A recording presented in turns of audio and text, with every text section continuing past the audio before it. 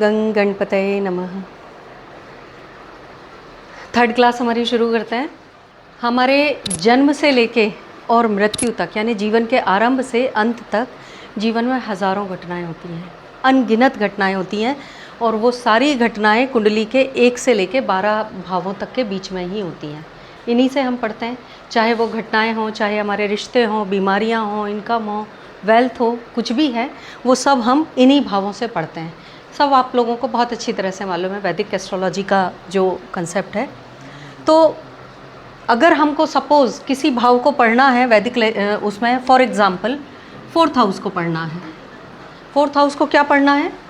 किसी का सवाल है कि हमें इसकी प्रॉपर्टी देखनी है, वो प्रॉपर्टी के लिए हम इसके 4th हाउस को कैसे देखेंगे और क्या क्या देखेंगे।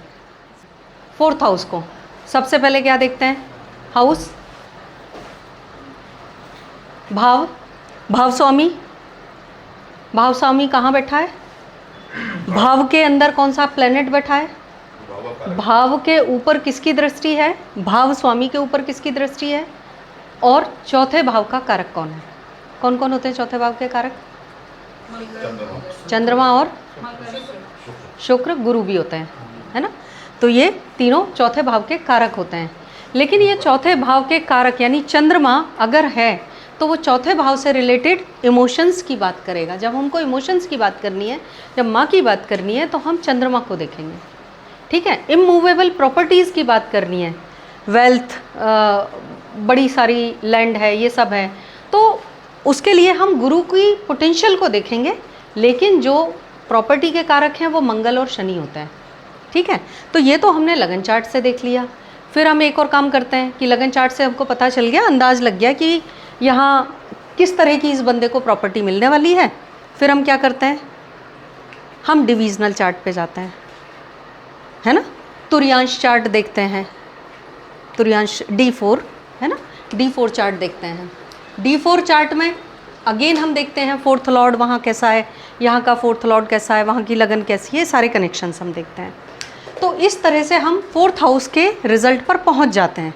लेकिन इसमें बहुत सारे सूत्र, बहुत सारा कॉम्प्लिकेटेड सिचुएशन बन जाता है और बहुत सारी चीज़ें उसमें से छूटने की काफ़ी संभावना हो जाती है। केपी एस्ट्रोलॉजी में क्या करेंगे? इस मेथड में हमको कुछ नहीं, इस हाउस के केवल सब लॉर्ड की स्टडी करनी है। हर हाउस के रिजल्ट उसका सब लॉर्ड देता है। अब ये सब लॉर्ड क्या, सब लॉर्ड अगर इतना इम्पॉर्टेंट है तो क्या राशि लॉर्ड इम्पॉर्टेंट नहीं है? हम इसको देखेंगे अभी आगे। वैदिक ज्योतिष में हम 0 से लेके 30 डिग्री तक होल साइन कंसेप्ट लेते हैं ना, पूरा साइन लेते हैं। लेकिन केपी एस्ट्रोलॉजी में व्यक्ति का जन्म जिस पर्टिकुलर मोमेंट पर हुआ है उस डिग्री को हम लेते हैं, है ना। अब यहाँ से आप थोड़ा सा देखिएगा, सपोज किसी का जन्म 17 डिग्री पर होता है एरीज़ में। 17 डिग्री एरीज़ में, बाकी तो मैंने आपको पहली क्लास में बताया ही था कि इसके पहले का जो है 17 तक का वो 12th हाउस की तरफ जाएगा, ऐसा नहीं है। लेकिन ये जो भाव आरंभ है 17 डिग्री एरीज से हो रहा है, तो एरीज के 17 डिग्री में नक्षत्र क्या होगा?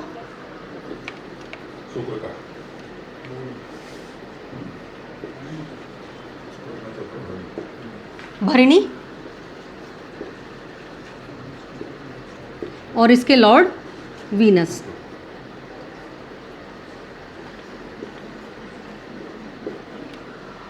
इसके लॉर्ड शुक्र। तो अभी हमारा, अगर हम स्क्रिप्ट की बात करें तो इस इनिशियल लेवल पर क्या बन रहा है? राशि लॉर्ड RL हम उसको बोलेंगे। राशि लॉर्ड कौन है? मंगल। मार्स, मार्स को हम शॉर्ट में MA लिख सकते हैं। अब NL अगर हमको लिखना है यानी नक्षत्र लॉर्ड, हम क्या लिखेंगे? वीनस, शॉर्ट में VE लिखा। अब यहाँ एक पार्ट बाकी है।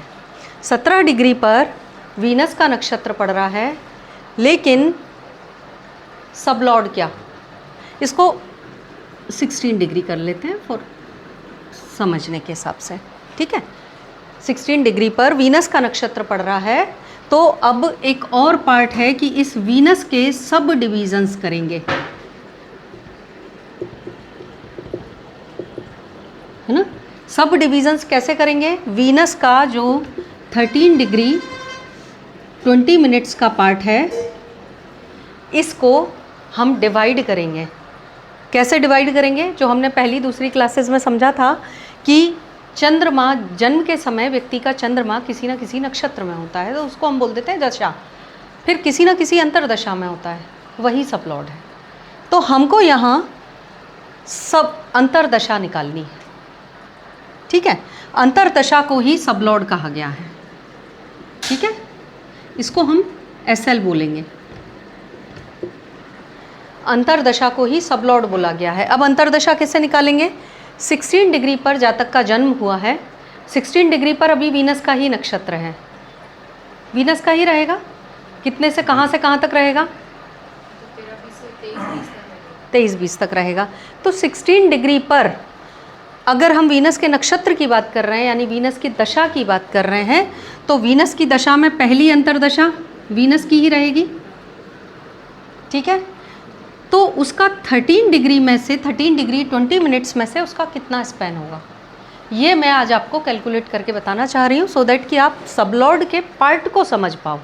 आपको ये कैलकुलेट कहीं नहीं करना है, आपको सब सिस्टम में कैलकुलेट होके आ जाएगा, लेकिन कंसेप्ट को समझने के लिए, उसके अंदर घुसने के लिए आपको ये कैलकुलेशन एटलीस्ट एक बार समझ में आना चाहिए कि कहाँ से आया, ठीक है। लगन हमने बोला, लगन है 0 से 30 डिग्री, ठीक है ना। इस लगन पे हम पूरा होल साइन नहीं लेते हैं वैदिक ज्योतिष में, लेकिन उस पर्टिकुलर मोमेंट तक पहुंचने के लिए हम नवांश का उपयोग करते हैं। अगर कोई 15 डिग्री पर पैदा हुआ है तो उसका नवांश अलग हो जाएगा, 12 डिग्री पर पैदा हुआ है उसका नवांश अलग हो जाएगा। तो हम क्या करते हैं, ये 13 डिग्री को 9 पार्ट्स में इक्वली डिवाइड करते हैं, वो नवांश होता है, ठीक है। कितना कितना एक एक पार्ट होता है? 3 डिग्री 20 मिनट का एक एक पार्ट होता है। तो हम 9 पार्ट्स में डिवाइड कर देते हैं।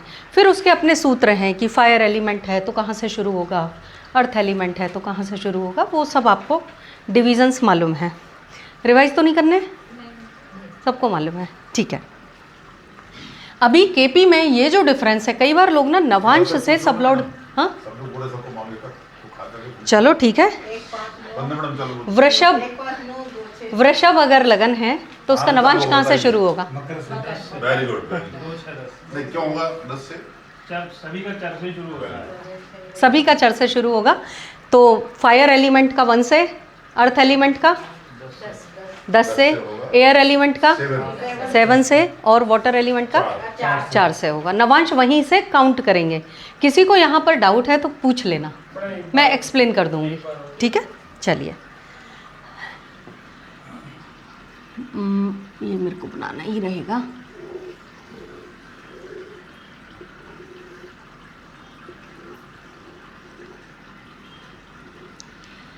यहाँ अगर किसी का जन्म होता है, मान लीजिए इसको हम 15 डिग्री ही बोल देते हैं, कैलकुलेशन को इजी बनाने को। 15 डिग्री मेष है ये, या वृषभ ले ले, वृषभ ले लेते हैं, ठीक है। 15 डिग्री वृषभ है। वृषभ का नवांश हम कैसे कैलकुलेट करेंगे? सबसे पहले लगन कैलकुलेट करते हैं। पहली 0 से 3 डिग्री 20 मिनट पहला नवांश, ठीक है। फिर दूसरा नवांश 6 डिग्री 40 तक, फिर तीसरा 10 डिग्री तक, फिर चौथा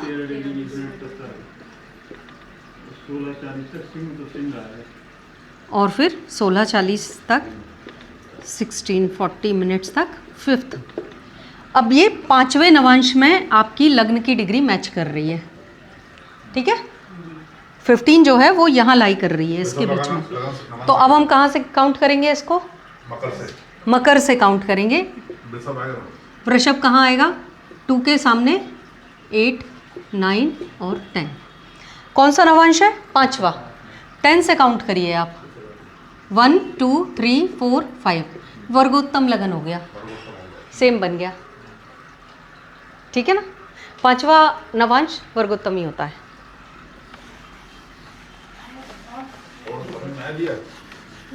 एक और एग्जाम्पल दूं? एक और देती हूँ।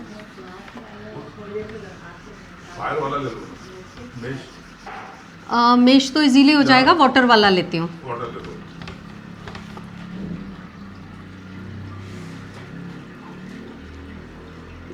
कर्क से शुरू होता है 4 5 6 7 8 9 10 11।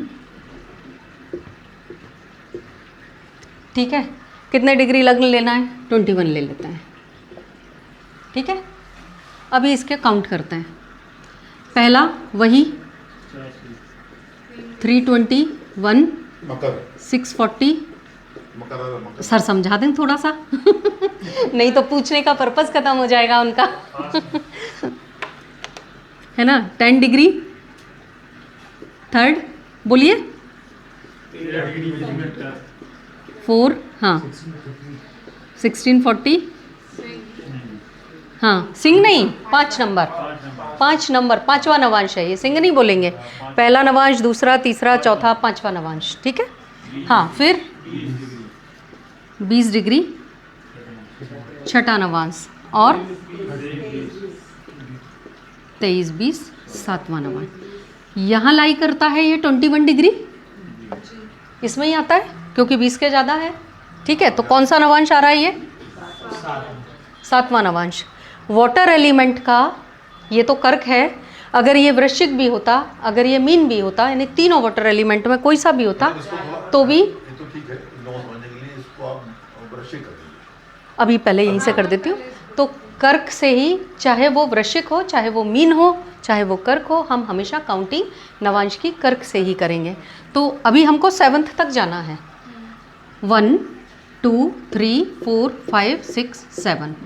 तो ये आपका नवांश लग्न बनता है, मकर लगन। ठीक है, तो मकर से बनेगी। ठीक है, मकर से हमने कुंडली बना लेंगे। फिर जो भी प्लैनेट्स बैठे हैं उन प्लैनेट्स को भी हम इसी के अकॉर्डिंग देखेंगे कि कौन सा प्लैनेट किस एलिमेंट साइन में बैठा है और वो यहाँ से कहाँ जाएगा। हाँ हाँ, काउंटिंग 7 तक माने 1 2 3 हाउस काउंट करेंगे हम, राशि नहीं, ये हाउस है। 1 2 3 कर्क से ही करेंगे। अगर सपोज इसको मैं 8 कर देती हूँ, वृश्चिक लगन बना देती हूँ। ठीक है, यहाँ से भी हम 7 काउंट करना है तो करेंगे हम कर्क से ही। वृश्चिक में कर्क कहाँ आ जाएगा? 8 यहाँ आ जाएगा वृश्चिक में, है ना, ये आ जाएगा। इसको थोड़ा सा कर ही देती हूँ। 9 10 11 12 1 2 3 4 5 6 और 7। तो यहाँ से हम 7th नवांश काउंट करेंगे। कहाँ आ जाएगा? कर्क से काउंट करेंगे, कर्क से, कर्क से ही काउंट करेंगे। मकर यही आएगा 7वां नंबर।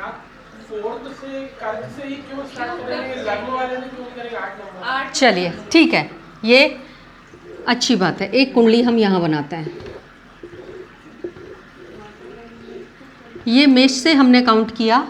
मेष से हमेशा फायर एलिमेंट है, 1 से ही काउंट करेंगे।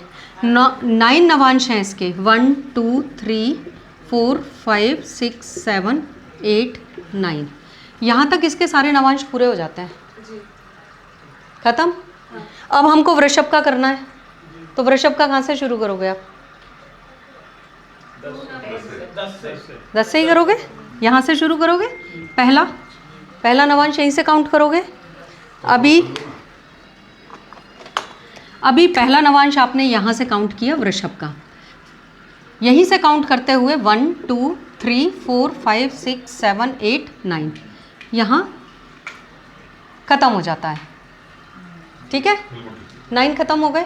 अभी आपको जेमिनी का बनाना है, कहाँ से शुरू करोगे? नेक्स्ट आ गया 7, यहाँ से शुरू करेंगे। तो ये जेमिनी एयर एलिमेंट है। ऐसा लिख सकते हैं कि एक के लिए 10 से स्टार्ट, मतलब अगर आपको याद करना 159 के लिए, 15 राशियों के लिए हमेशा मेष से नवांश शुरू करेंगे। सुनो, उसके लिए सबसे सही तरीका एक है, जैसे जो 5 चारों तो आप देख लो, अग्नि तत्व 1 5 9, इसमें 4 लग्न कौन सी? मेष। ठीक है ना, अग्नि तत्व कौन सा? 2 6 10, इसमें 4 लग्न कौन सी? 10, उससे काउंट करो। जल तत्व देख लो, 3 7 11, इसमें कौन सी? 7। जल तत्व देख लो, 4 8 और इसमें कौन सी है? 4 लग्न, उससे काउंट। हाँ, 159 को हमेशा 1 से स्टार्ट करेंगे। 2 6 10, इसमें से चर राशि मकर है, इसको हमेशा मकर से शुरू करेंगे। मीन्स पृथ्वी तत्व, अर्थ एलिमेंट, इसको हमेशा 10 से शुरू करेंगे। एयर एलिमेंट है 3 7 11, इसको हमेशा लिब्रा से शुरू करेंगे क्योंकि इस एलिमेंट में ये चर है। और 4 8 12 वाटर एलिमेंट, उसको हमेशा कर्क से शुरू करेंगे। Calculation of sublord.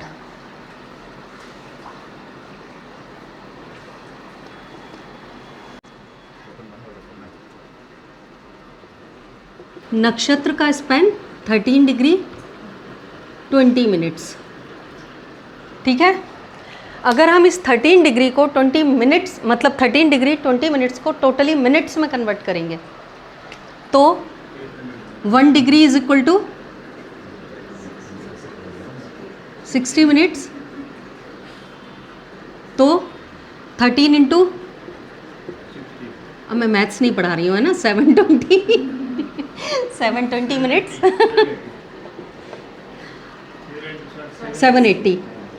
780 और वो 20 प्लस कर देंगे हम इसमें तो ये 800 हो जाता है, ठीक है ना।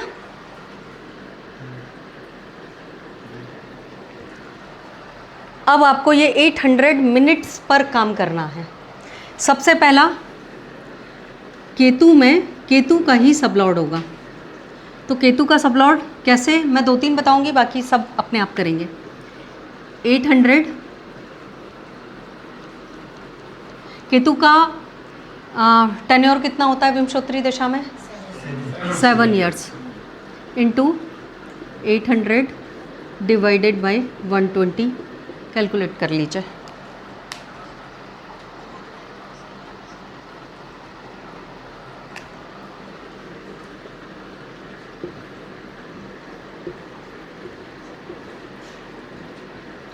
$46 मिनट्स 40 सेकेंड्स आपके पास आ रहा होगा 46.66, है ना। तो 66 को 40 कर लेंगे क्योंकि 60 तक ही हमको काउंटिंग करनी है, ठीक है।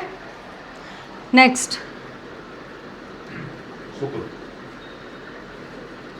वीनस, टेन्योर कितना, 20 इंटू 800 डिवाइडेड बाय 120, कितना हो जाएगा, कैलकुलेट करेंगे।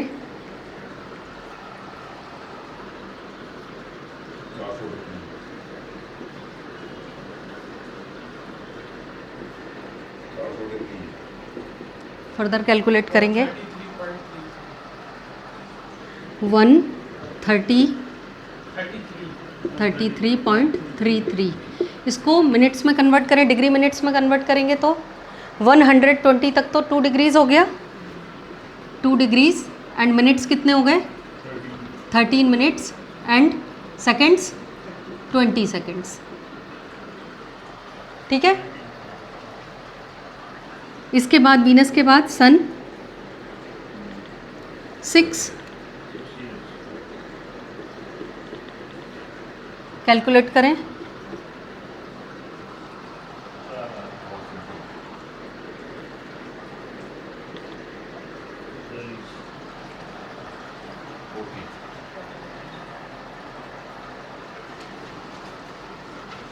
सन का 40 मिनट्स, मून का 10 इंटू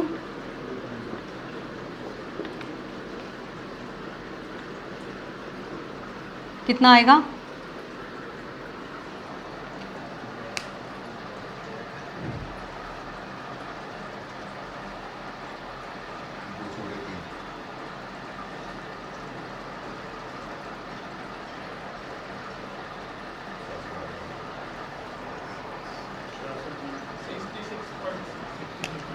वन डिग्री 6 मिनट्स और 40 सेकेंड्स। मार्स का स्पैन कितना है विंशोत्तरी दशा में से, 7 years, 800 similar to Ketu, 46 minutes 40 seconds. Rahu 18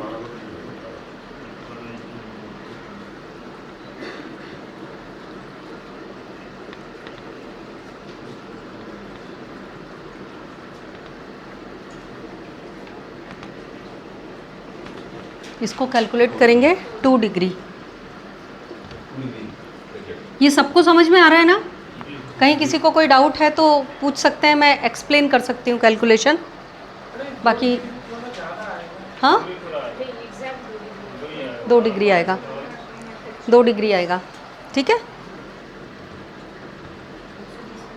Rahu Jupiter, इसके बाद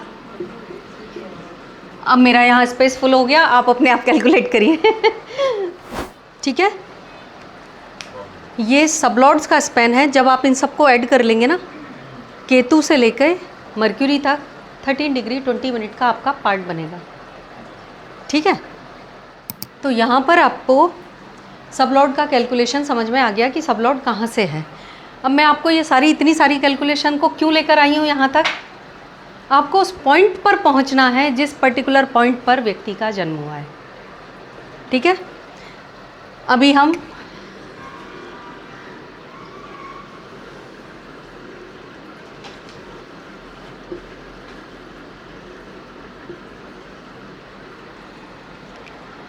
किसी व्यक्ति का जन्म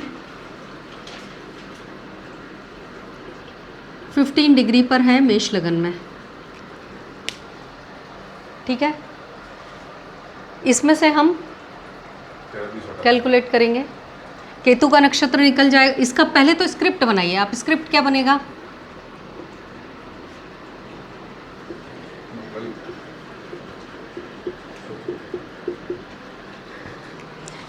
स्क्रिप्ट नहीं, सिग्निफिकेटर्स कहेंगे उसको, लेकिन अभी आप बनाइए कि मेष, अगर हम लगन की बात करेंगे तो कौन कौन से प्लैनेट्स इन्वॉल्व होंगे। पहले मेष के कारण मार्स, फिर नक्षत्र 15 डिग्री पे कौन सा नक्षत्र आ रहा है? वीनस का नक्षत्र। भरनी शुरू हो जाता है 13 डिग्री 20 मिनट्स के बाद वीनस का नक्षत्र है, तो पहला सबलॉर्ड किसका रहेगा? दशा अगर वीनस की है तो पहली दशा किसकी रहेगी? वीनस की ही रहेगी। और वीनस की दशा का स्पैन हमने अभी निकाला था, आप लोग के पास नोट होगा, ठीक है। तो अभी सबलॉर्ड भी इसमें वीनस ही आ रहा है, ठीक है। हम इसको थोड़ा सा और बढ़ा देते हैं, हम इसको 18 कर देते हैं। चलिए, क्या सबलॉर्ड बनेगा? वीनस में वीनस ऐड करेंगे पहले। देखिए ये सब कैलकुलेट होके आ जाएगा आपको, है ना, कोई ऐसी दिक्कत नहीं है इसमें। 13 डिग्री 20 मिनट्स में पहले 2 डिग्री 13 मिनट्स 20 ऐड करेंगे, कितना हो गया? 15। ये था वीनस में वीनस, फिर 15 मार्स, फिर इसको और ऐड करेंगे तो फिर सन ऐड कर लेंगे 40, फिर मून का, तो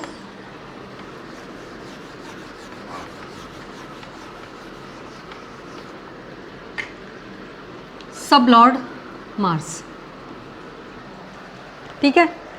अब लगन के बारे में, बल्कि हम इसको और थोड़ा बढ़ा देते हैं, 19 कर देते हैं, इसको 20 कर देते हैं, राहु आ जाएगा, ठीक है। 20 डिग्री हम इसको राहु ले लेते हैं, सबलॉर्ड हमने राहु ले लिया।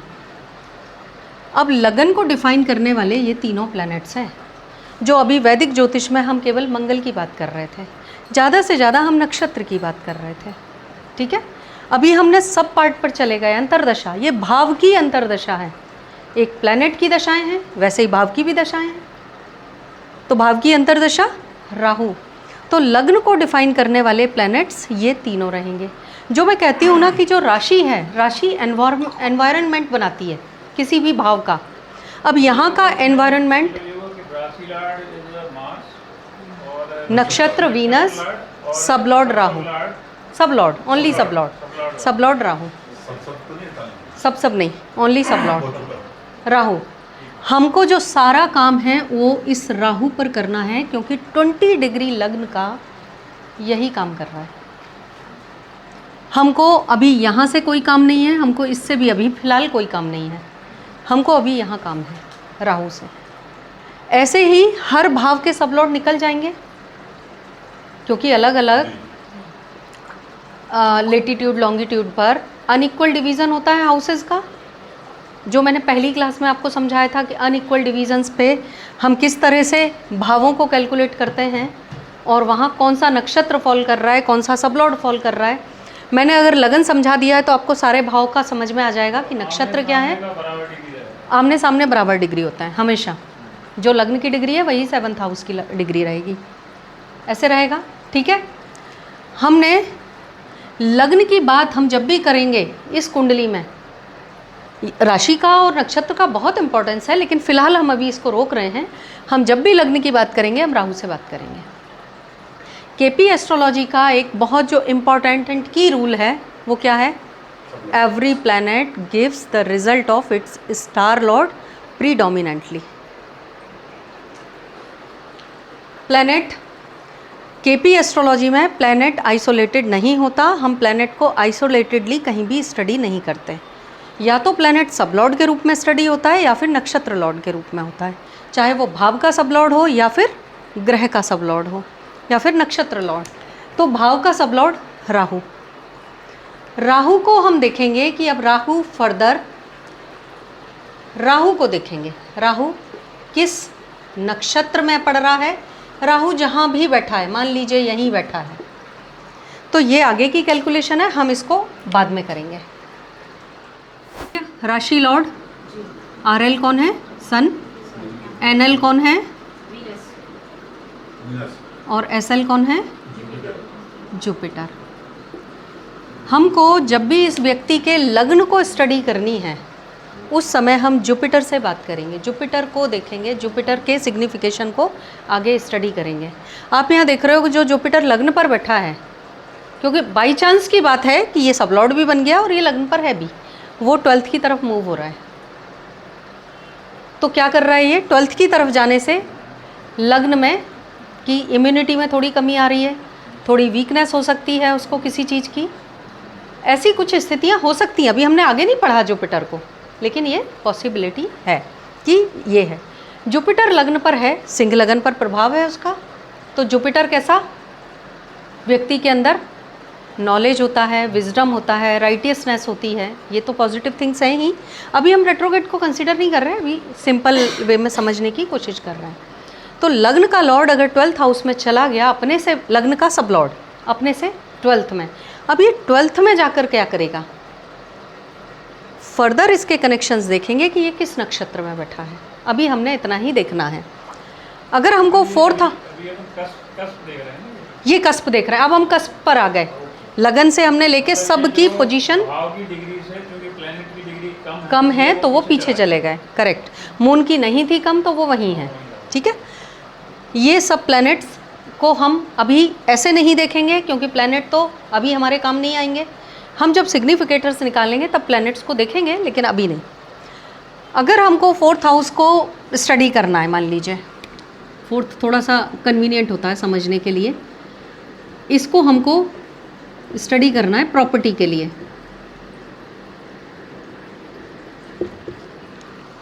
अब इसमें सबलॉर्ड तो हम देख लेंगे, आप बताइए सबलॉर्ड क्या है उसका, 4th हाउस का, वीनस है। देखिए सबसे पहले सबलॉर्ड वीनस कहाँ बैठा है, 5th में आ गया, घर का सबलॉर्ड है। अभी हमने आगे नहीं पढ़ रहे हैं, अभी हम इसको लॉर्ड की तरह पढ़ रहे हैं।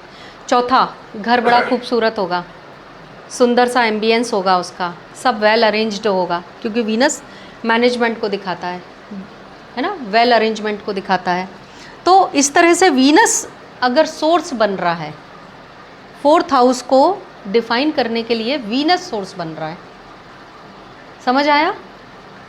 लग्न को डिफाइन करने के लिए जुपिटर सोर्स बन रहा है, 4th हाउस को डिफाइन करने के लिए वीनस सोर्स बन रहा है, वो सब लॉर्ड है इसलिए। उसका फर्स्ट का जुपिटर है और इसका जो है 4th का वीनस। हाँ, अब सभी बताएंगे एक एक।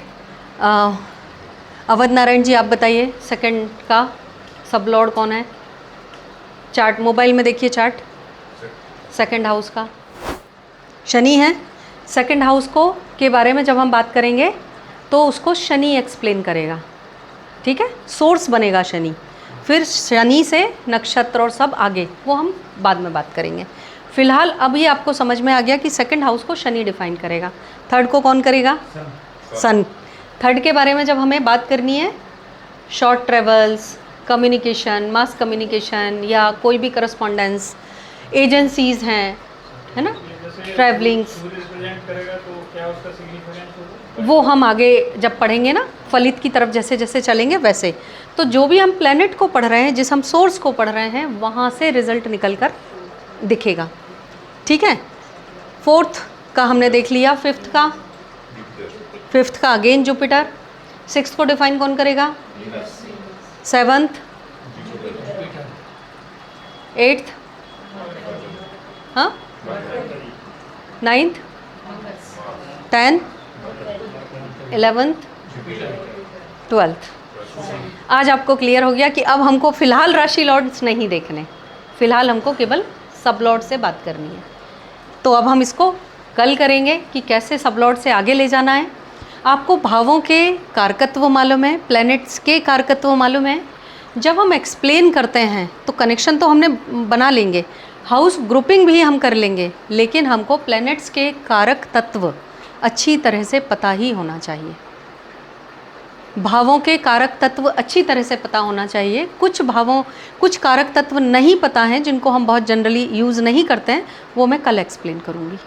ठीक है, जैसे अभी आपसे कोई कहता है कि मैंने टेंडर डाला है, क्या मुझे ये टेंडर मिलेगा?